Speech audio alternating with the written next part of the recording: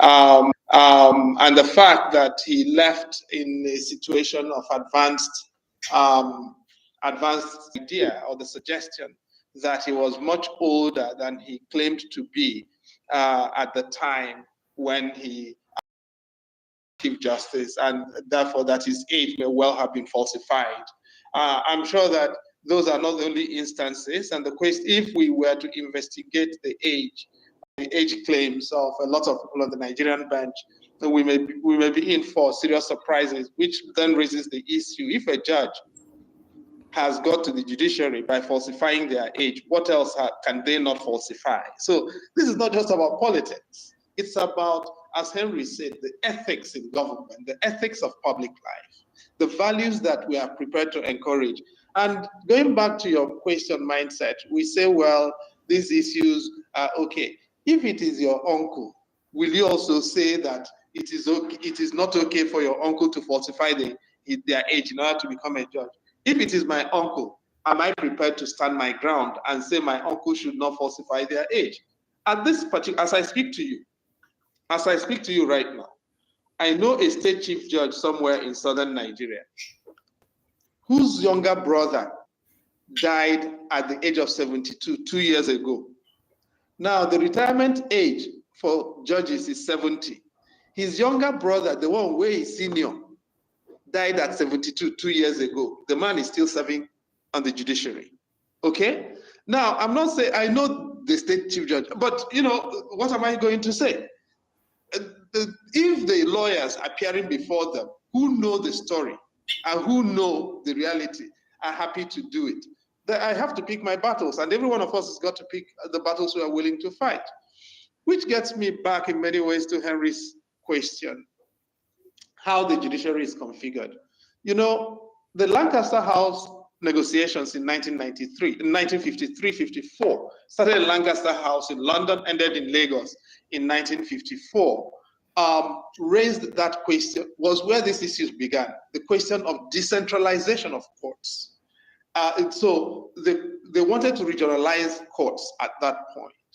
And John Verity, who was the Chief Justice, argued against regionalization. He wanted a federalized court system. He lost the argument because regionalization then happened.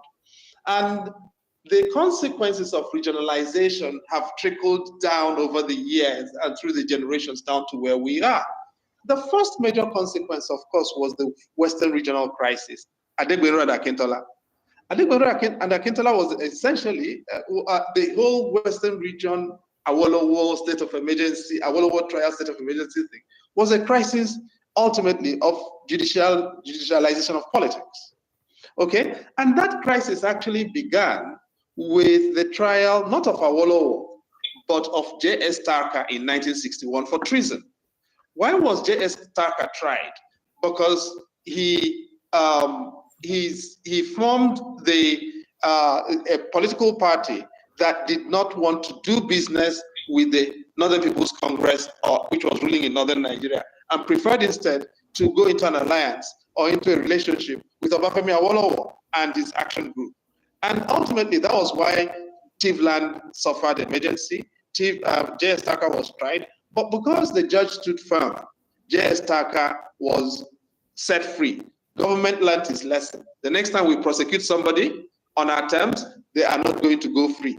The next person whom they prosecuted was whom? Awolowo, Obafemi, Jeremiah. Okay? And Awolowo got convicted. And on the back of Awolowo's conviction, you had a state of emergency in the Western region. Now, that was the case of Adegbero and Akintola. The chief judge of Western region in Adegbero and Akintola was a Ghanaian, Kwasi Idum. Okay? Justice Kwasi Idum had been exiled from Ghana by Nkrumah. He became Chief Justice of Western region, which was what they were called then, Chief Justices of the regions. And he failed to do what Akintola wanted him to do, which was rule in his favor at the High Court level. Kwasi Idum lost his office. He was exiled to East Africa, where he became president of the East African Court of Appeal. And when the NCNC-NPC coalition lost that case at the Privy Council, what did they do? They abolished the Privy Council as the Court of Appeal and declared Nigeria a republic, that is where our problem started. So we've got to go, and this is why I insist we teach law the very wrong way.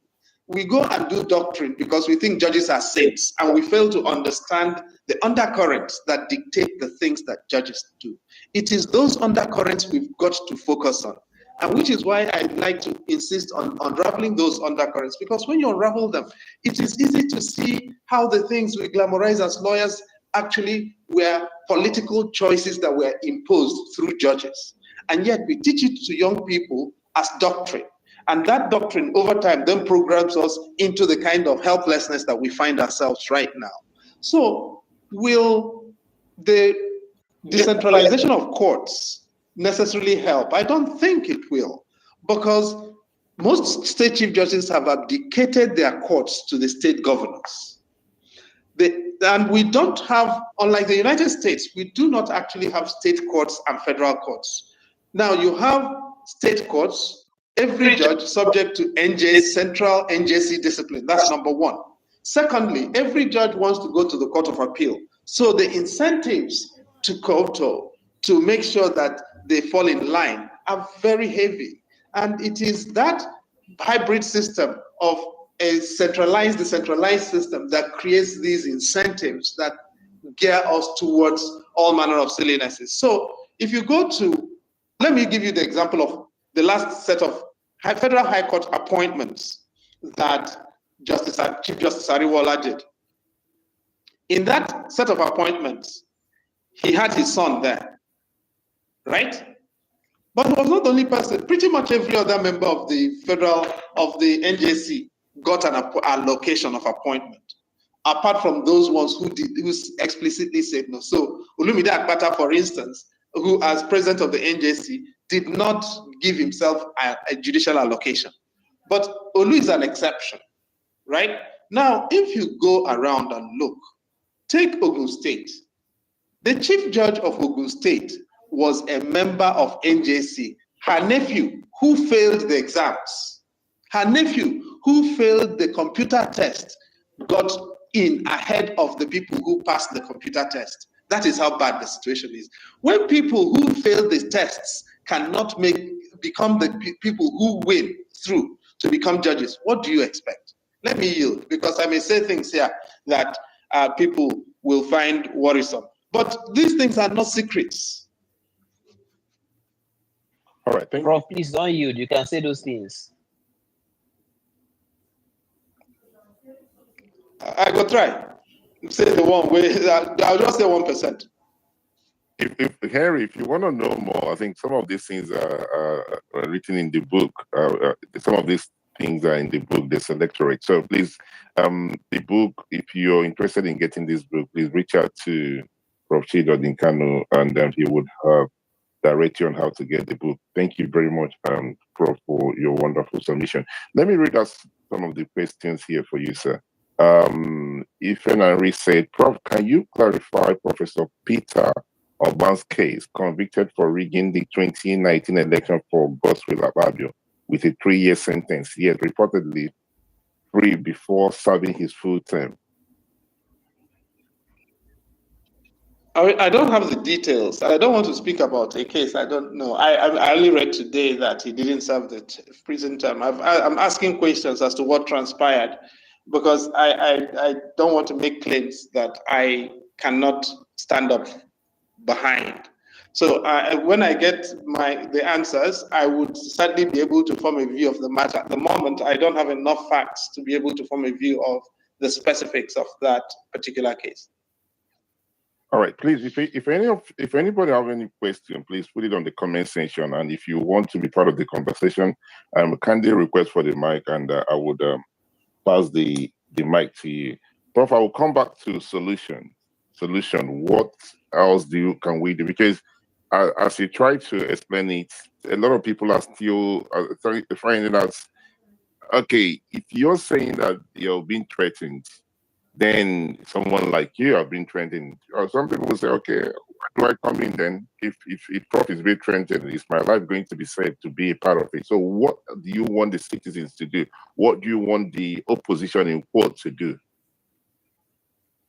Well, look, life itself is a threat to life, isn't it? I mean, you see people eating and they choke and die.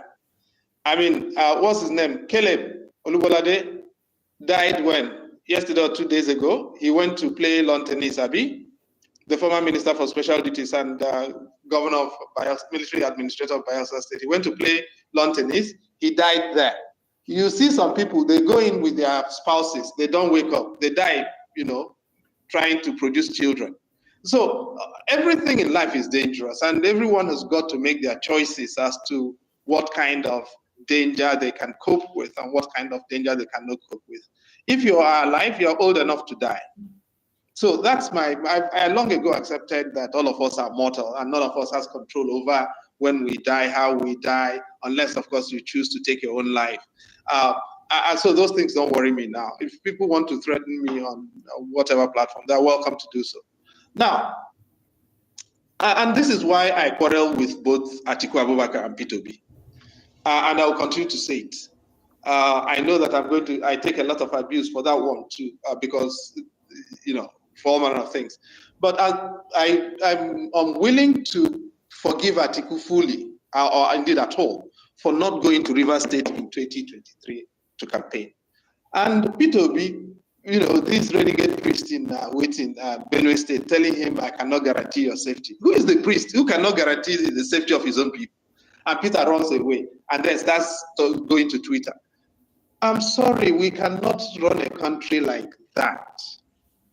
And we finish an election and we are seeing them all over the country, all over the world. They cannot lead a protest inside Nigeria. Who do they want to die on their behalf? Okay? So the issue of judicial capture is serious enough for Nigerian politicians to take to the streets, because that is how a lot of them are losing power, and that is how a lot of them are losing relevance. We've got to get to the point. Now, how did the coup in Mali happen? There was an election during COVID in 2020. The opposition won a significant number of seats, but the ruling party of IBK won the majority seats. They were not enough. They were not happy with winning the majority, just as APC was not happy with having won the majority of seats in the country in 2023. So in 2023, APC sent in a squad of judges to go and collect the seats won by PDP in Plateau State. It's not much different from what happened in Mali. How did Mali get military rule? The ruling party decided to collect the seats won by the opposition. Using the Constitutional Court, they collected 31 seats. The opposition had nowhere else to go. They went to the streets and started protesting. Some Islamists joined them. ECOWAS asked President Jonathan to mediate. When President Jonathan started mediating, people told him they wanted the Constitutional Court sacked. He went in, came out, went in, came out. By the time he returned to tell them, okay, I've discussed with the government, we can sack the Constitutional Court, the people said, no, we are tired. We want the whole government sacked. We no longer will be happy with you telling us to sack the Constitutional Court. By the time they were trying to negotiate, okay, let us give you the prime minister, nominate prime minister, the military had moved in and taken over power. When people do not feel that democracy is offering them options, things do happen. And when people do not feel that, when people begin to feel that their judges are part of the conspiracy against their will, judges cannot be safe. By contrast, I was involved in the case in Malawi in 2019-2020. President Peter Mutharika, who was the younger brother of the President Bingu Mutharika, who had died of a heart attack when in 2012, right? Bingu died in 2012. Now, Peter had been a professor of law in the United States for over 30 years, returned, became foreign minister to his brother, and when his brother died suddenly, Peter exported the dead body of his brother to South Africa and was planning with the military to take over power so that Mrs. Joyce Tembo, who was the vice president, would not succeed. The chief of army staff in Malawi refused. And so Tembo was president, and Peter kept plotting. He eventually won the presidency the following election. But in 2019, he lost. When he lost, the Supreme Court, Constitutional Court of Malawi struck down, Peter rigged the election, used TPEX to rewrite the results. The Constitutional Court of Malawi struck down what he did and asked them to do a rerun. Peter then went and decided he was going to fire the Supreme Court so that he could bring in justices who would rule in his favor. The people of Malawi went and protected their Supreme Court. They said they trusted the Chief Justice more than they could trust the politicians. They took to the streets. That is how Supreme Court of Malawi was saved. How many people here will go and protest for a Nigerian judge? That's the issue. So people know when their judges are doing right. People also know when their judges are not up to speed. In Kenya today, for what it's worth, there are people asking for David Maraga, the penultimate Chief Justice of Kenya, to come and run for president. Okay? So the people are not stupid. And I think it is important that we understand what we have done in Nigeria is to underestimate the power of citizens. And when people ask, what can we do? Look, in South Africa in 1994, this is not a story I was told. I was in South Africa at the negotiations at Kempton Park. Okay? In 1994 in South Africa, the existing judicial infrastructure and personnel were complicit in apartheid. So a decision was made within the ANC and the legal establishment to turn them over. They enjoyed constitutional tenure, yes, but the ANC decided we could not work with these people. That's how they created the Constitutional Court and relocated the Office of Chief Justice of South Africa from the Supreme Court of Appeal in Bloemfontein to the Constitutional Court in Johannesburg, and made Arthur Chaskelson, who had never been a judge in his life, as the Chief Justice of South Africa. In 2010, Kenya fired its entire judiciary. All of them were fired. They hired for a new Chief Justice. The man who got it was Dr. Willie Mutunga. Willie was a political detainee. Willie had been a lecturer. Willie was an NGO worker. At the time he became Chief Justice, he was the regional representative of Ford Foundation in East Africa, working out of Nairobi. And he became Kenya's Chief Justice in 2010. He had never before held judicial office in his life. So all this talk about what can we do, there is a lot we can do, and we don't even need to go this far. The NJC has now said, okay, we are going to begin to advertise appointments so that we know who is being appointed. But they don't have a system for managing it. And my suspicion is they have said it because they would like to see people say, oh, we are doing something, when they're still doing the same things they are doing. If we want to change and reform, I mean, I've outlined a few very modest proposals in the book for those who eventually get to read it, and I'll probably advertise those or have them published separately so that everyone has access to them and we can begin to discuss the ideas. But there are lots of things that we can do that do not implicate any need to amend the Constitution. Not as powerless as we think, but not if the Chief Justices are going to continue to be complicit in a process of judicial capture. I yield. Okay, thank you very much, Prof, for your submission. Barrister Henry, do you have a question for Prof?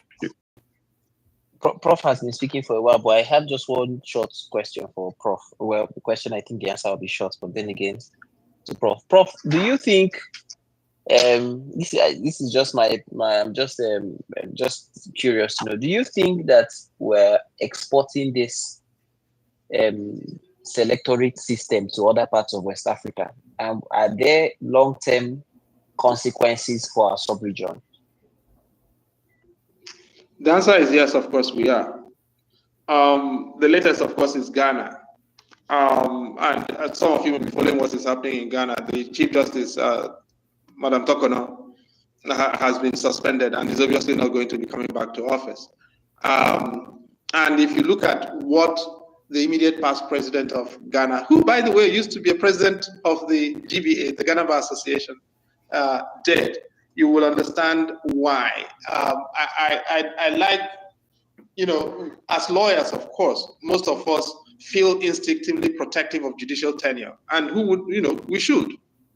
But not when judicial tenure is being used the way it's being used in Nigeria and in Ghana. In Ghana, what happened? The NPP knew they were going to lose power. And so they captured the judiciary. They planted an Ashanti corps. And of course, the immediate past president was an Ashanti blue blood. They planted an Ashanti corps in the high command of the judiciary, hoping to use that to capture the election if and when they lost. The NDC decided, and the NDC is the opposition which has now won the party and is now the ruling party. The NDC decided that if they were made to lose an election that they had won, they will not go to court. They will go to the streets and the whole country will scatter. Okay?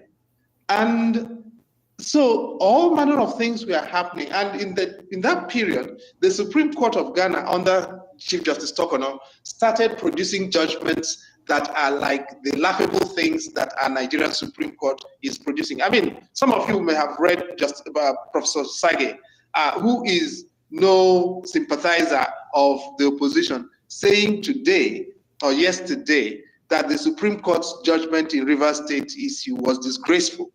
Now, that is how bad things are, that even people of minimal intellect, but Sage is obviously not minimal intellect, Sage is supreme intellect, but people of minimal intellect who know what things are can no longer support the kinds of things happening. But as I said, Ghana is a classic example of where the selectorate is happening. And it's not just in West Africa. In Africa, if you look at Mozambique, what happened in Mozambique with the last elections is not much different. Zimbabwe, classic. Uganda, classic. Burundi, actually, is another one. Rwanda, of course, we don't even have to go there. Long time since my friend Ngabishema Musinzi was the president of the Constitutional Court. I could go on, okay? This is the situation we now find ourselves in. And the first chapter of the book deals with the African trend before we then home in on the Nigerian particularities. So for those who want to get the sense of African lay of the land, you can just take the book. Every chapter in the book is actually designed to be self-sufficient, but they are also connected logically. So if you want to get a full spectrum view, you can read the entire book. I think it's about 323 or 329 pages. If you want to read, if you don't want to read the whole book, you can just read specific chapters, whether it's the prologue or the epilogue or anything in between. It tells a story in and of itself. I yield. Thank you very much, Prof. And thank you, Barrister Henry, for your question. We have Odunayo. Good evening, and thank you for joining us. If you have a question for Prof, please ask your question. Yeah, thank you. Good evening. Thank you so much. Prof, thank you so much for putting these thoughts to putting your thoughts to a pen, to a paper, and for some of us who actually want to get it, you said you're going to put it and how we can get it, and maybe we can read for broader perspective. However, I have some questions for you, sir. We spoke already, and but I have not seen. I didn't know that you were working on the paper, on the book launch in this sense. However, the way the judiciary is in Nigeria, do you think the outsider can influence how things are based on your knowledge and your experience in what happened within the judiciary? This is based on the fact that they said, like you echoed earlier, that the NJC said they will be publishing the appointment procedure. Has it lacked any appointment procedure in any sense? Is it that they have not made up their mind in who they will send to the court, either the state high court, national judicial, national industrial court, customary court of appeal, sharia court of appeal, and every other level of court of records? You don't think that there's something that already flow in their mind in that sense? Because do you think that any outsider can actually flush anything out of the system if you're not insider? Like what happened when the 14th Justice of the Supreme Court ruled against the former Tanko, wrote a petition against the former Tanko, and Tanko resigned? Do you think anybody can come in from outside to flush what happened within the judicial system in Nigeria? Yeah, thank you. The answer, of course, is yes. I don't have to go too far to give you. I can give you examples. Since 1991, I just my own personal experience of my own interventions. It has happened so many times. Oh, by the way, actually, the standard rule is that outsiders decide what happens in the judiciary. If you read Ochenda Amichi's autobiography, that's Chief Simon Okeke. He says in that book, I believe it's on in page 179, that when Chief Simon Okeke, of course, was the managing partner, then chairman of Knight Frank and Rotley, which is the biggest real estate firm in Nigeria. And Knight Frank and Rotley was a multinational. And they used to, they set up they had partners in the firm go into different country clubs in Lagos. And he writes inside the book in black and white that it was in those clubs that court decisions were made. That so because of course, if you're doing real estate, you've got to do courts and all of that. That court decisions were decided in those places and they were made there, and they were not decided by judges. They were decided amongst members of the club. Okay? So outsiders have been deciding judicial issues for a long time. What we are asking for is that outsiders should not be deciding that it should be judges acting on the basis of law, evidence, and conscience. Full stop. Can an outsider have a part in what happened if the insider is not willing to play the game with him? Yeah. No, I'll give you an example. In 1991, there was in Cross River State then, there was an appointment due to take place. And it was the position of a chief judge, no, a judge being appointed into the High Court of Cross River State. And at that time, a friend who was in the AJC, Advisory Judicial Committee, used to give me the minutes of the Advisory Judicial Committee. And I read one of those minutes, and they removed the name of a woman. And this friend was not, I can't mention the name, but this friend was relatively lowly in the infrastructure of the AJC. But when I read that minutes, they removed the woman from being a judge because they say she was a single mother. So I took those minutes, marked up that place, and went to a senior journalist and said, we've got to make sure these people get embarrassed by this, because I know this judge is sleeping with this person. This male judge is sleeping with this babe. This other male judge, I see him, they sleep with this other one. Say, if they don't make this woman judge, we will embarrass them. The newspaper and that editor, the person who ran that story, is still alive today. I'm not going to mention his name, but he's a very, very senior person in the Nigerian media today. The month after that story ran, they recalled that decision. That woman was made a judge. Okay? She only retired a few years ago. Now, Ifeoma Bofo was promoted from the High Court to Court of Appeal in 2013. When she was promoted, Ifeoma Bofo came from East Central State. By the time she was going to high school, it had become Imo State. By the time she became a lawyer, she came from Abia State. Sorry, she came from, by the time she came from East Central State, then Anambra State, then Anambra State. Her husband went from East Central State to Imo State to Abia State. When they married, she came from Imo State. But she then got appointed as a judge by Abia State. And when she was sent to the Court of Appeal, it was as a Justice of Appeal from Abia State. And people objected that she came from Anambra State. So when she went to be sworn in, on the day she went to be sworn in, the Chief Justice of Nigeria walked her out. She was not sworn in as a Justice of the Court of Appeal. It was public pressure from people like me, who made Ifeoma Bofo Justice of the Court of Appeal. She just retired 2 years ago. Okay? Now, I'm giving two examples. The only reason I've mentioned Ifeoma Jumbo 4 is because her case was in the public domain. I don't want to give cases that are not in the public domain because I don't think it is right. Some judges who are very good people deserve protection, and we need to protect as many of them as possible. And I know several, and I've worked on several of their cases that if you hold a gun to my head, I would deny that I know any judge.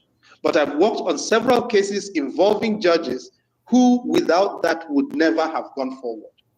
And so when people talk about these kinds of things, can external pressure pay? And of course, I weighed in on the case of the Imo State, the penultimate chief judge of Imo State. Without that, she would probably have still been in office. So does public pressure make a difference? Absolutely makes a huge difference. And this is why I keep encouraging us, don't lose your voice and don't give up. But if we don't sort out this judicial monster, no electoral reform can work because it is the judges who will go and give useless judgments. I know my way around legal drafting. I graduated from the Nigerian Law School as the best graduating student in legal drafting in 1988. I won the prize at the risk of considerable immodesty. Okay?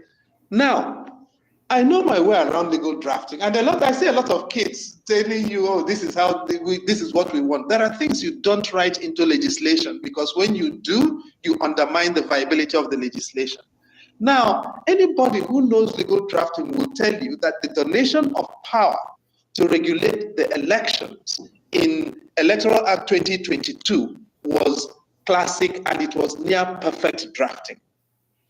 Judges went and torpedoed it and told INEC that INEC could create guidelines and not comply with them.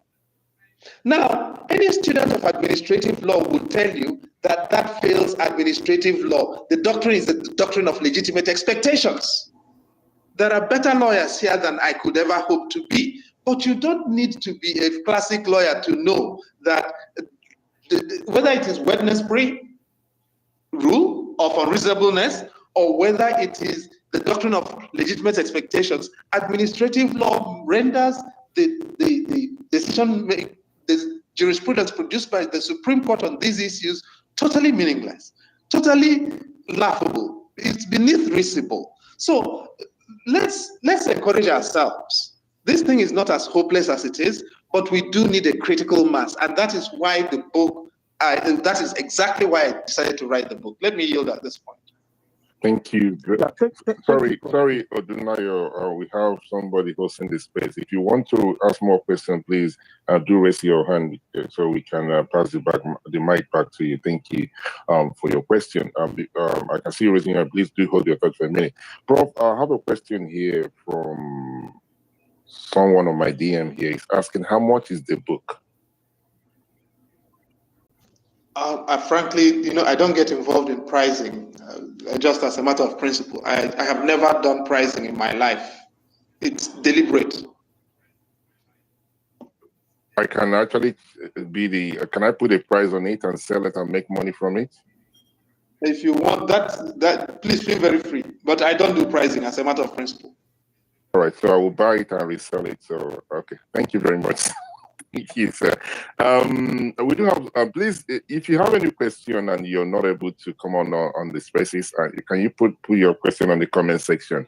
Odunayo, please hold your thought for a minute because of time. Let me allow others to ask their own questions as well. Elvis Patrick, good afternoon, good evening, sir. Your question, please. Elvis.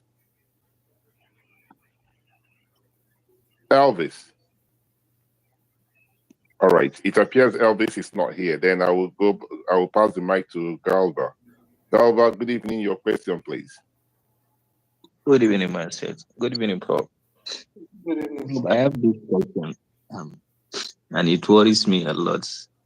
To be sincere, we are all Nigerians, and I don't think, and I'm not seeing it coming, that I don't see any political will from all these politicians to be able to turn around the mess up that we are seeing in the judiciary.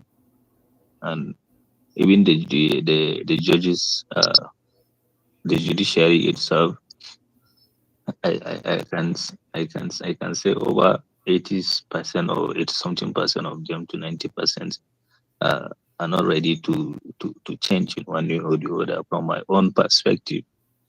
And I'm not taking them for granted or abusing any of them, any one of them or a group of them. But my worry is how for God's sake, how are we going to turn this judiciary issue around in this country to be a better institution that we have seen in other parts of the world? How, Prof, if you can give me at least a courage, or if you have any idea that you can give me to be able to have um, to have a hope for the judiciary in particular in this country, because I can't see the political will anymore again. As young as I am, at the age of 30 something years, 35 to 36 years now, you are far older than us, and you have seen a lot, and you know a lot, and for that matter is your own profession. How that is my worry. How can we turn around the issue of this judiciary in this country, please? Well, no, Garba, thanks a lot for that. It's not a very complex question. As I said, I deal with that in the last chapter of the book. I believe that's chapter 9 of the book, just in terms of a few ideas as to how it's going to be possible to start reconfiguring all of this. Of course, there's no magic bullet to it. So if anybody is looking for a quick fix, boom, that's what I try to also dissuade ourselves from. But one thing I want to encourage you with is this thing, there's a long story to how it occurred, but many people here may remember, at least some people should remember, that in 2006, the man of the year, guess who the man of the year in Nigeria was in 2006? It was the judiciary. In 2006, the Nigerian judiciary was voted man of the year. Okay? Now, it tells you something. This degeneration, or the pace of this degeneration, has been pretty swift. When Chief Justice Belgore took over in he served for 7 months in 2007 as the Chief Justice. Nearly every lawyer in Ilorin became Senior Advocate of Nigeria. How many Belgores do you know who have become, senior this and that and the other one, judges? It was that it started. Belgore was succeeded by who? Kutigi. Kutigi appointed 2 of his children as judges, one to FCT High Court, another to Federal High Court. Another of his children became, 2 of his children became registrars in the court system. The rest is history. One of them is going to be a Chief Justice by 2034, 2035.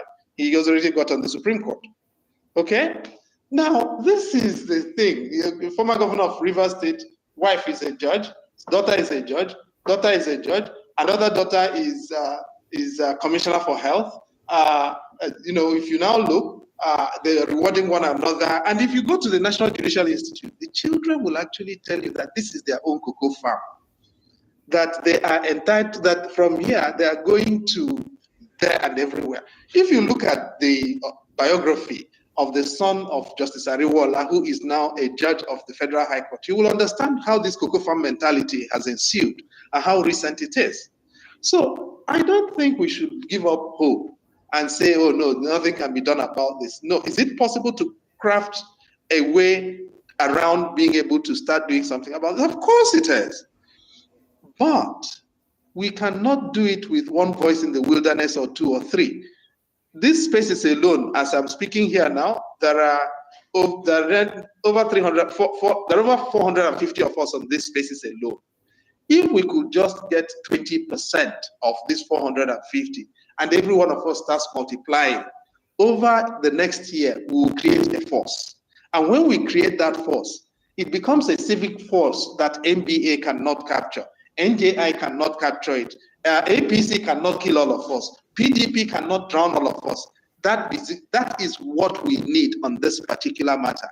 And until we create that, we are going to continue to feel despondent. I'm not. I'm very, very optimistic that we can fix this thing. That's why I'm staying on it. I'm not going to give up. And I'm inviting as many of you as possible to please get onto the East. Now, the obedience started, all eyes on the judiciary. They lost the presidential election petition and went to sleep. You cannot start all eyes on the judiciary and then go to sleep. No. If you want all eyes on the judiciary, let us all keep it there and let us not yield at all. I yield. Thank you very much, Prof, for your wonderful response. Barrister AA, good evening. Your question, please. Yeah, thank you, Mindset. Thank you, Prof. It's been fascinating, all that you've been saying. But Prof, I want to ask a question, and I want to just two questions actually, one conceptual and the other one practical. And I want to focus on the selectorate point, with regards to election and politics. And Prof, my question is I know that the Nigerian situation is different and we focused on corruption and the judicial history and all the structural problems.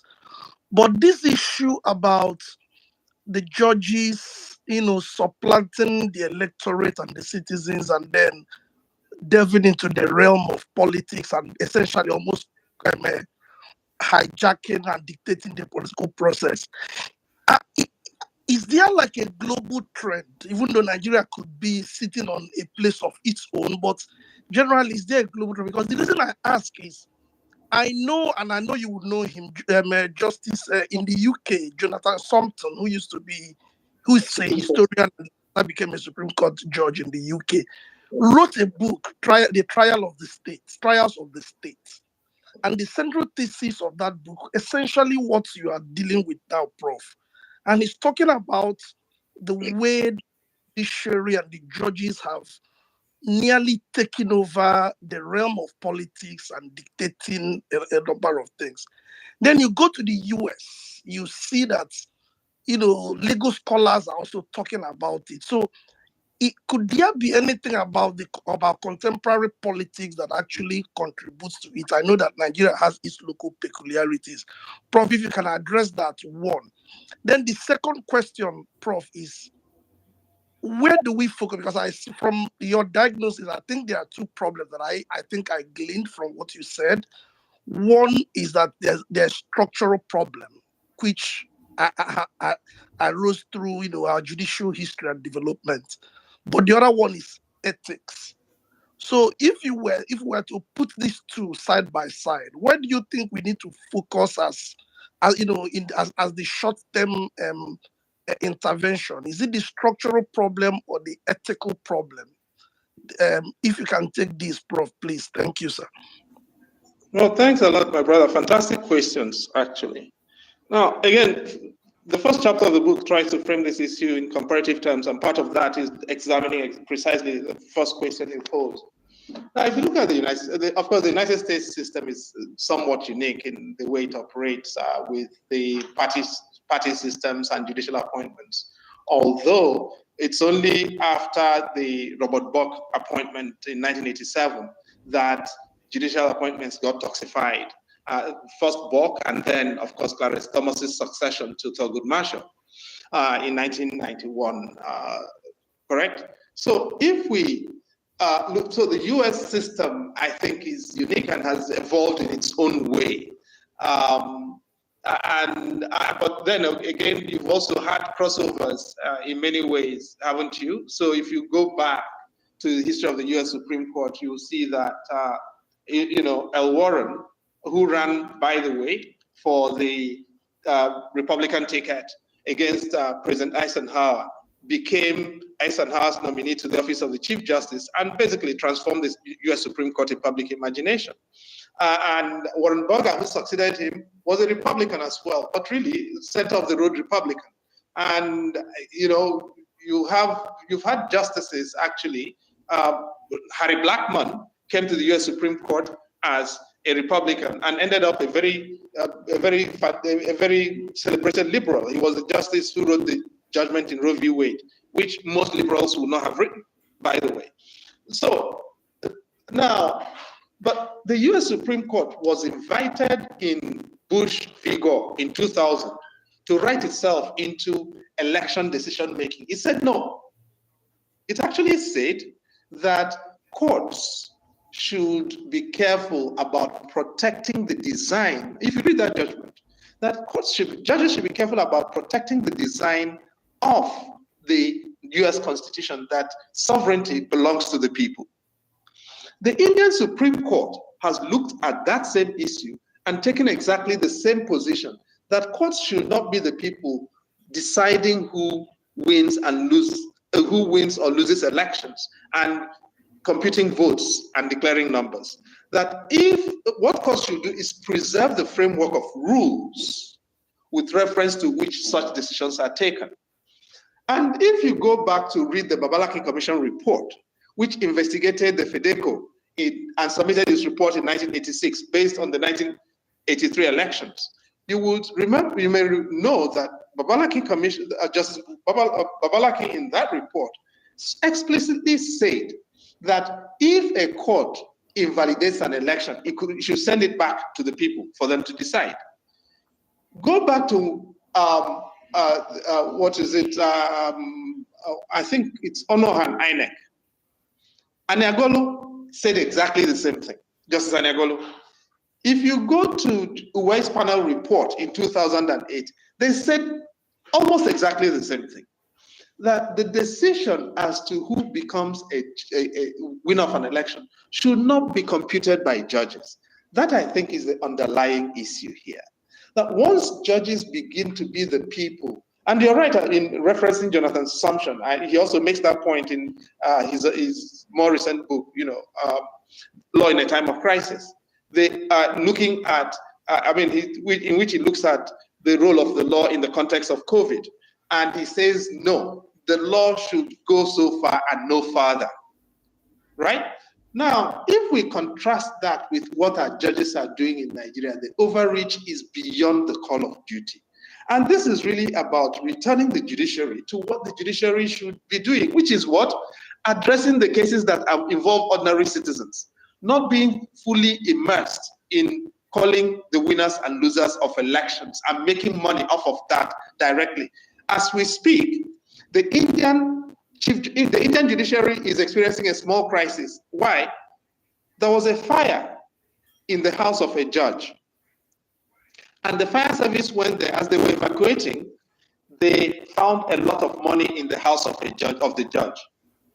They reported that in their documentation, and the Chief Justice of India requires the judge to resign because there was no way to explain the quantity of money that was found in his office. The judge has refused, and the Chief Justice of India has taken that to the President of India to require the judge to resign. Okay? In 2016, I have the report of the SSS. The amount of money that was found in the house of Justice Ngota, for instance, there's no way you can legitimately explain that amount of money. He is gone, and may God do his thing, and may God grant his soul mercy. But as a fact, there is no way Ngota could have been an upright judge with that amount of money, with what was recorded as having been found in his house. I have the full report of everything that was found, every justice who was raided on that day. Do I think the SSS acted properly in the way they did it? No. But should they have had those amounts of money in their houses? Absolutely damn no. So this is the point. When judges are that crooked and have converted their houses into bureau de change, where you can collect Deutschmark and euros and this one, there's a problem. Which leads me to your second question, which is very simple. We need to address the ethical issue. If you have a case, quite honestly, you don't want to know where the judge comes from. You want to know that the judge is upright and that will hear you properly. And an upright judge is an ethical judge. An ethical judge is an upright judge. You also don't want to know how bright the judge is. Actually, I'm afraid of bright judges. Bright judges can be very crooked. An honest judge does not have to be bright, because judging actually does not require you to be too bright. It needs you to be a person of firmness and conscience and knowledge, basic knowledge of evidence and the rules. Bright judges will twist things, and I don't want to mention any names, alive or dead, but we know enough bright judges to let us know that you need an honest judge, not a judge who is necessarily too bright. The ethical issue for me is the one to home in on. I yield. Thank you very much, Prof, for your response. Please, if you have any more questions, put them on the comment section, then I will read them out. Well, mine said, good evening, Prof. My question is, how should we manage the issue of counter-protest, which is usually sponsored by those in power? They usually comes with almost equal vigor to counter those against their shenanigans. My brother or my sister, whoever is asking that question, let P2B come out, let Atiku come out, let counter-protesters come out. Didn't Buhari protest? Didn't Tinubu protest? Why can't Atiku come out? Is he too young to die? Or take a bullet? Or take tear gas? Didn't Chubo Kadibo, who is his acolyte, die protesting? They shot him with tear gas. Chuba, who had a respiratory disorder. So all these people who are afraid to take an injury, I'm sorry, I'm not interested in following anybody or supporting anybody now who cannot take an injury for what they believe in. Full stop. So if you don't want to take an injury because you want counter-protest or you're afraid of counter-protest, get out of the way. Let those of us who want to organize to be able to do that, do it. But don't come and tell me to come and support you as Labour Party or PDP or QED. No. All right, thank you very much, Prof. Dr. Odo, please, quickly, your question. Sorry, excuse me. People don't know how bad this thing is. How can you declare the kind of state of emergency they declared in Rivers State and no PDP legislator, no Labour Party legislator, no member of the National Assembly of the opposition could tear their shirt and say, no, this is bad? If just one person had torn their shirt that day and said, I will say, okay, I will follow this person. But you take the most formidable state of the opposition party and nobody actually protests. You don't know the significance of protest. How do people know that there is something called Tiananmen Square today? It's because of the power of protest, the power of one man who refused to say, who decided to say no and stood in front of a tanker. Sorry, no, a tank, a military tank. Correct?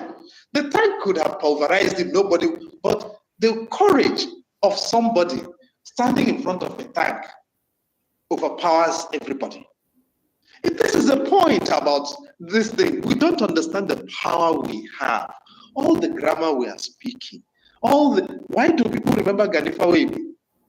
It was because Gani stood as one man against the might of the military.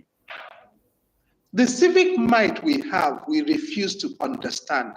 And that is why I'm increasingly very visceral against Atiku and P2P. They are time wasters. They should get the fuck out of the way. I'm sorry. They're bloody wasting the time of citizens. They should stop offering people delusions in the comfort of their homes. Every one of us is an adult. Now, if you're 18, you're an adult. Nobody should stop misleading. People should stop misleading us. I will never support Tinubu. I will never vote for Tinubu, except under one condition. If El Rufai is running against Tinubu, I will vote for Tinubu. But except that, I will never support Tinubu. And yet, recognizing that as it is, I am not willing to support P2B or Atiku under the present circumstances because they are time wasters. They are drain pipes of the emotions of people. And I think they should get out of the way and let us try and fix our problems. Oh, wow. Okay, this is getting interesting. It's actually hard talk. Dr. Odo, before I pass the mic to you, please, let me read out another comment. No question on the comment. Said, Myself, please, can we get a link to Prof book, or where can we order a paper pack from? Prof, people are asking for the link for the book. I'll send you the link, Mindset. All right, so Prof will send it to me, then I would tweet it out as well. Thank you. Dr. Odo, go ahead, sir. Good evening. Your question. Okay, Mindset. All right, Mindset. Yeah. Good evening, Mindset, and good evening, Prof, and everyone on the platform. Prof, I was holding my breath. You made the last when you delivered the last point there. Prof, I want to first commend you for the wonderful work you have done. I didn't even know that your advocacy has dated back to the 90s and 80s, Prof. shows that you are not just a man yesterday, you are a man of many years. But Prof, this is my question to you. You have said a lot, and we have an election in the next 1 year because the primaries will happen in, if I'm correct, the forms are out in January 2026, and we should have special candidates between March, April, and maximum May, according to the last timetable that we had. So that means we have less than a year to have presidential candidates. So it's too short and probably too late to be talking about these wholesale radical reforms that we need, okay, to be put in place for the 2027 election. Never mind, the man in that office is not even interested in any reforms until probably he has, gotten his re-election. So I want to ask you, Prof, because each time I come on Thailand, people keep saying, "Oh, my candidate is going to win if there is reform or this," because it's a waste of time. I want to know from you, Prof, what do you think are specifically the short-term, medium-term, and long-term interventions? I'm more concerned about the short-term interventions that can be deployed to safeguard the integrity of the 2027 presidential election. You said something just the last comment, which I have my bread, and it's actually what happened in 2015. The APC told Jonathan that they will declare an interim government if he rigs the election. In fact, the country was tense. It was tense. I do not see that kind of, energy in 2023. It was a joke. It was a joke. We didn't need to go to court. So I want to know, Prof, your own opinion on what is the short-term intervention to safeguard that election, because I don't think we have time for the long-term and the rest of it. Thank you very much, Prof. My brother, thank you. Do you want me to be honest with you? Please, Prof, straight to the point. I do not think Tinubu will organize an election and lose it. Full stop. Okay? And not to a bunch of people who haven't got a framework right now. So I want to be practical. So anybody telling me now about 2027, and by the way, as we speak, Tinubu and APC have enough numbers in the National Assembly to amend and in the states to amend the Constitution and give Tinubu tenure extension. That is our reality right now. And when people therefore start talking about electoral reform, I look at them and I laugh. Now, I was fully involved in the campaign against third term. I cannot say publicly a fraction of what we did or how we did it. And when I look at what transpired in that, now my bigger fear is not 2027, because constitutionally, Tinubu, as an incumbent president, howsoever he got there, has a right to run again. And if you control NNPC, control Chief Justice, SSS, Chief of Army Staff, have appointed INEC chairman, and have appointed the CBN governor, and the governors of Rivers State and Delta State have defected to your party, and you are in charge of Lagos State government, and you lose an election, something is wrong with you. You're dead, basically. That's the only circumstance in which Tinubu will not be announced winner of the election. I don't know about winner, but the announced winner of the election, Tinubu will have to be dead physically for that to happen. And so I'm not in the realm of, I'm very idealistic, but I'm also fairly brutally honest with myself to begin with. So this is the first thing. My bigger issue is not whether or not Tinubu serves until 2031. It is the real possibility now, guys, that Tinubu is going to serve beyond 2031. So if you're asking me, my framing of this thing is third-term issue. It is not about, I will not frame a campaign on 2027. I will frame a campaign on third term and start from there to mobilize. But when people can't even see that the landscape has changed beyond 2027, And they are thinking about how Peter Obi is going to be adopted by El Rufai, who is going to use him to get Igbo sentiment for his 2031 run. I get tired, of all of this, and they come to abuse me.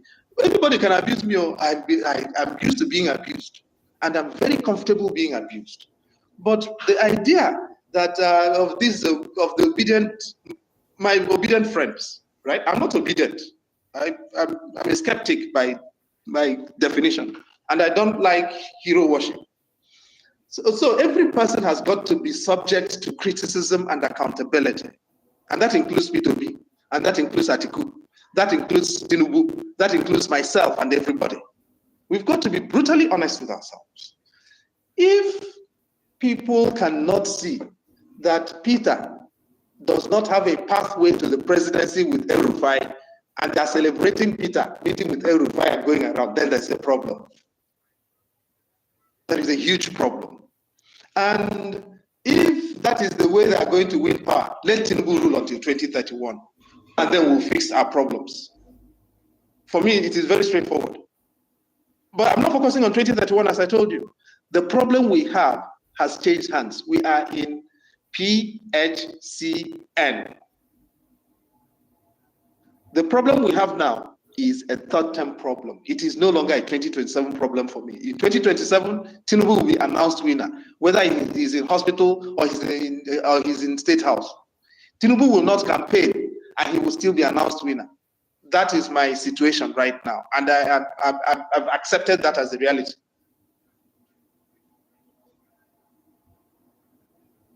All right. Thank you very much, Prof, for your response to Dr. Udo's question. Let me quickly read out some of the questions. I know I promised this platform, this space will be only for 2 hours. It's only a minute past 12. Please permit me, so let me quickly read out some of the questions. Okay. Excellency said, my question is, the point Prof have been making brings the thought of people like the owner of Sahara Reporter, that is someone that is giving opinion like this. Why do we as Nigerians now tend not to take people like that seriously? That's a question for you, Prof. Let me read out some of them so you can respond to them if you can. Tony said, okay, this one is not a question. This question is for Prof. Well done. You made a profound statement just now. The article be wasting our time. Then what are the options? And Switch Angel say an upright judge is an ethical judge. Okay, it's just responding to your quote that you made. And the Ifenri say, Prof, please, what step can be taken to curb the culture of judicial coup? In this case, is the Oshun NULG versus APC chairman dispute, where judges rescue themselves after allegation of bias? Well, I don't know. Now, people keep asking me, what are we supposed to do? What are we supposed to do? First of all, I'm not a magician. Everybody who is an adult has a right to vote, and I have no right to tell people what to do. I can't even tell my daughter what to do. She will ask me why. So who am I to tell you what to do as a citizen? That's the first thing. But having said that, I've told you something here. In my very humble, limited opinion, those saying I cannot stop the people who are focused on 2027 from focusing on 2027, because they also have civic agency and they have a right to determine for themselves what they want to do. I also cannot stop myself from telling them that they are wasting time. That if you want to frame a campaign that will capture Nigerian imagination, don't frame it as 2027, frame it as anti-third term campaign. That Tinubu is not going for a one-party state. Tinubu is going for tenure extension. And when he gets the mandate in 2027, he will use it to recalibrate the constitutional landscape and extend his tenure.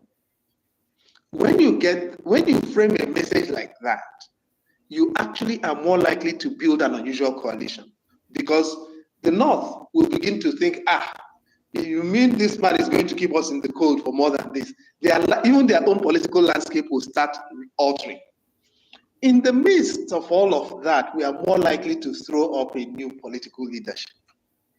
we are more likely to begin to search to find out how we are going to try and resolve these things. Of course, it's going to be difficult to tell Southern Nigeria that their man will stay 4 years and then the power will go back to the North for another 8 years. So there are issues here for all of us to resolve, and nobody has a foolproof answer to all of those issues. But we need to start thinking about what to do. Let me tell you this. Ahead of 2023 elections, I wrote a manual. Anybody who knows will, or for all of my friends who were telling people to go and collect PVC, I called several of them. I put my thoughts down in writing in detail as to how the election was going to be run. Why? And how could I have done so? I worked as an advisor to Jega in 2011 and 2015. Ahead of the 2019 elections, I decided I had because that continued into the tenure of the current INEC chairman. I saw him up close and personal. I decided I didn't want anything to do with him because the man just didn't have what it takes in the departments where you need the INEC chairperson to have what it takes. He didn't. The fiber did not exist. And there are things I cannot say here about the kinds of things, and Nigerians don't know a fraction of the things that occurred. Now, so when I presented the details to my friends, they said, no, I was trying to demobilize people. Their message was go and tell people that they should be collecting PVC. I said, fine, please tell people to collect PVC, but also warn them about these possibilities and the need to try and create a counterpoise to them. They said I was being cynical. Everything I told them, down to a T. If anybody wants to know what I wrote, I'll send it to you directly. Everything happened. Everything that happened in 2023 presidential election was foreseeable. Everything that happened in 2023 presidential election was foretold. So there is no, politics and presidential politics in particular, and democratic politics is a rational process. It's not voodoo. When people come the way we come in Nigeria, overwhelm it with emotion and sentiment, we lose the capability to do anything. So as to where we are, I think the messaging for me is clear. The options are very clear, and it does not involve magic. But are we prepared to confront reality? That Tinubu is not going to lose an election that he calls. That's the first thing people will. And if you're going to do that, you've got to be prepared to drive Nigeria to beyond the brink. Which one of these guys can drive Nigeria to beyond the brink? All right. Thank you very much, Prof. So I have a question, because on one hand, you say that Tinubu will not lose an election that he would preside on. And on the other hand, you're saying that if the opposition are serious, I mean, this opposition in the context that Nigerians as the opposition are serious of stopping him winning the 2027 election, they have to change their strategy. And one of the things you mentioned is that there has to have something akin to start preaching to everyone that care to listen that this guy will go for third term. So which one is it? Are you saying that he's not going to lose? Are you saying that if these guys change strategy, they might stand a chance of stopping him? Are these guys capable of strategy? Have they shown that they are? No, you see, if you're going to go into a contest, at the minimum, do what? Carry sand in your hand.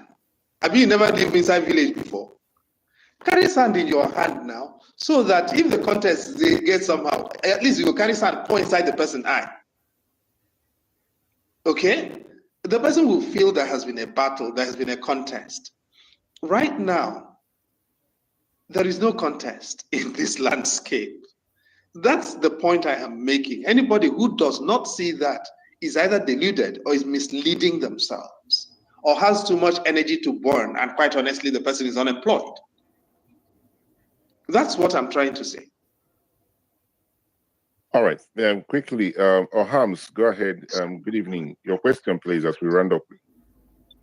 All right. Good evening. Thanks. Thanks for organizing the speaks. Thanks to Professor Odinkalu for making himself available. So quickly, I would just like to run through my question because I share the same sentiments with Prof. Like 100%. I know I've been saying this to the BDM movement severally. A lot of them have blocked me, but I keep telling them the truth that we thought we are naive people. But this is where I think I differ with Prof. If we give up, then it's a waste of time. If 2027 is available, we should be thinking of what can we do instead of saying it's not possible. And I know it's very difficult, but I always believe something is possible. And I know you don't agree with me on this perspective, but I'm thinking, why is it that we are still against the El Rufai option if we are seeing that it's impossible without a very strong fight? We don't have that sand you talked about. These guys have that sand you talked about. Why can't we put our differences aside and embrace this option and know that if we push with this option, it's very, very possible? Because I know it's possible. If we push from now and unite with these guys, this Northeast and Northwest bloc, their power bloc, we can rest this guy out. Because what I'm looking at is very simple. Atiku is going to run. He's bent on running. Sorry, sir. Are you asking a question? Are you making a contribution? And I'm saying, and I'm just putting it in context to know why we are still refusing an option of 4 years of a P2B in presidency if we don't have any other option. So that's basically what I'm asking. It's possible with this option. Why are we testing it at the end of the day? My brother, I like your honesty, and because you're an honest person, I'll give you an honest answer. Slight background. I represented the family of Bartholomew Owo against Buhari, and I saw Buhari up close and personal. I was the lawyer to the Bartholomew Owo family, and for those who don't know, Bartholomew Owo was Nkem Owo's brother, who was executed with the 3 other people in 1984 on the orders of Muhammad Buhari. I represented Kwatoblo and the family on behalf of against Buhari. And I saw enough in that process. When in 2014 Buhari was coming out, I had a lot of young people who worked with me. Every one of them was a Buharist. I called every one of them and I told them, you people will regret everything you're doing. I had to save a few of them who were going to be killed by the soldiers then, who were trying to protect Jonathan. Many of them took a beating. They were the first people who came to me to apologize after Buhari. Less than 3 months after Buhari won power, they started apologizing. Buhari will be child's play compared to El Rufai. So let me answer your question with the degree of honesty that you have said, given your answer. I will never, ever support El Rufai. He is a mass murderer. He is a killer. K-I-L-L-E-R, capital letters. I am not desperate enough to put my vote or my energy under any circumstance, absolutely under any circumstance. I cannot support a mass murderer as the president of Nigeria under any platform for any reason. If you do not know that El Rufai is a mass murderer, come to me, I'll give you the receipts. And if play this one back and let him go and sue me. Okay? And when you people are so desperate, you want a mass killer to become your president, I pity you. Because the day your El Rufai is installed, your village is gone. I don't think you people understand me. Sorry, Mr. Ham. Sorry, Mr. Ham. Sorry, apologies, Prof. Mr. Ham, there's a way this platform runs. You don't just interject. You wait for the speaker to finish. If you want to respond, you raise your hand, then we'll pass the mic to you. Okay? Thank you. Prof. No, apologies, but he was saying president, not vice, which was why I had to. So it doesn't. Let me tell you, my brother, nobody will make El Rufai vice president because they know that they will be dead by the time they finish appointing him and he gets sworn in. Nobody ever will make El Rufai vice president. El Rufai himself knows it. Please, you people should stop hallucinating. This thing is not that deep. Oh. Nobody will make El-Rufai vice president. No. And if you guys want a magician, you want to magic your way out of Nigeria's problems, there are no bloody shortcuts down around this damn thing. The earlier you guys recognize it, the better. El-Rufai is unfit to be on any ticket, and any ticket that has El-Rufai, I am going to go into the campaign and I'm going to keep telling Nigerians he's a mass murderer. He knows he is. Look at what is happening in Kaduna. What makes you, how did the killings in Kaduna start going down just because one man left office? Why are you, can you explain to me, your Hams, please? Why are you so desperate? You don't know that El-Rufai is a killer? Let me ask you. Okay, this is my perspective, and I know everybody might not buy it, but this is my perspective. No, I asked you a direct question. You asked me a direct question, I gave you a direct answer. Can you give me a direct answer? Do you know that El-Rufai is a killer or not? It is what the information that is available to me. I've read it, and that is the perspective I have. They deny it, but that is the perspective I have. My perspective doesn't differ from yours. Okay, let's get back to the conversation and read out some of the things that others are saying on the comment section. Okay, Mr. Adewale say you are not. I think they're referring to Prof. You are not supporting anybody yet. You are killing Tinubu's character, Prof. That's they're responding to you. And Dr. Mike said Tinubu has no intention of third term.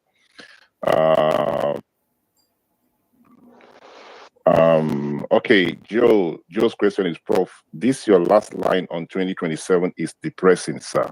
Is this your projection, not subjected to the certain dramatic changes? Somebody said I'm killing Tinubu's character. Did anybody tell them that Tinubu became president because he has character? I mean, it's a very laughable proposition. Tinubu did not become president by being a man of character. So how can anybody kill something that does not exist? So let's be, at least we can have a rational conversation based on clear enough parameters. I haven't said anything here that I'm not willing to take a bullet for. From El-Rufai is a killer to Tinubu will not organize an election that he's going to lose, to I'm not willing to become a groupie for Peter Obi or Atiku right now because they're not willing to provide leadership. Everything I have told you here now, I am willing to take a bullet for. So these are not matters that I'm afraid of putting forward. And I've told you, 2027, there is a way around creating acoustics of competition that makes sense. And at the moment, I do not see any of that happening. And I said acoustics of competition that can make sense. That's, please, just take note of how I have phrased that. Thank you. All right, so I just want everyone to understand that this is Prof. Odinkano's personal opinion. Or personal opinion, right? That does not mean that what he said would happen, right? It's his opinion. I mean, there's a possibility Peter Obi will go out in 2027 and win the election. There's a possibility Atiku will go out and win the election. There's a possibility El-Rufai will be in a ticket and they'll win the election. So this is his own personal opinion. I know a lot of people feel that, okay, coming from him, this is depressing and everything. It's his own personal opinion. And I want us to understand that. I want us to respect that as well. So don't be depressed. Go back to your drawing board and see what can be done. 24 hours in politics is a long time, right? Anything is possible. So mindset. Can I also say one thing? And having said everything I've said here, I've also told people that I'm a very optimistic person. And if you come out of this depressed, then you haven't got my message. And I can tell you my own story, okay? Because I've been at this thing a long time. I made a choice as a young person that this was what I was going to do. And heck, as I said, I graduated at the top of my set in the Nigerian law school. I finished university with the top prizes, and I finished the law school with top prizes. I also have a PhD in law. So I'm not idle, but this is a choice I made. And when I made this choice, I was clear it wasn't going to be easy. I've been at this, in my generation, we wrestled military rule. In 1993, while Abacha was beginning his presidential tenure, my friend Tunde Fagbonlu, senior advocate of Nigeria, for those who know Alukanda Oyebode, the law firm, Tunde is the senior litigation partner in Alukanda Oyebode. Tunde and I drafted the FOI bill. At that time, the military were still in power. We had no hope in hell of getting that bill into law, okay? That bill that we drafted in 1993 became the FOI Act in 2011 with modest adaptations. All right? Now, it didn't end there. I could tell you a lot of stories about all manner of situations from different parts of Africa, because I've had the privilege of working in different parts of Africa, different countries on litigation and a lot of other things.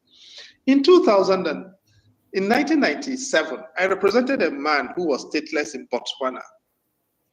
We finally managed to get him a passport, but before he died, he told me, please work hard and make sure that this thing that has happened to me does not happen to anyone else. In 2007, in his memory, I prepared a draft treaty on statelessness in Africa.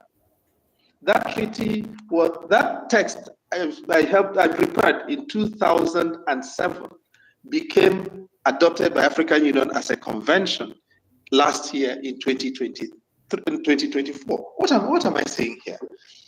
When you start some of these things, you don't know how far they are going to go. So the idea of giving up should not be in our lingo as long as we are alive, and particularly if you're young. The fact that Tinubu is dominant today does not mean he's always going to be dominant. Anyone who was around in 2003 would not believe now that by 2025, PDP is about to be finished, because the hubris of PDP then was overwhelming. So it's the same thing here. Nobody should feel demobilized just because of what is happening here. Even in this particular context that we are, I have a lot of stories of victory to tell every day in that Nigeria, not just in judiciary, in policing, in reform, and even in this particular government now.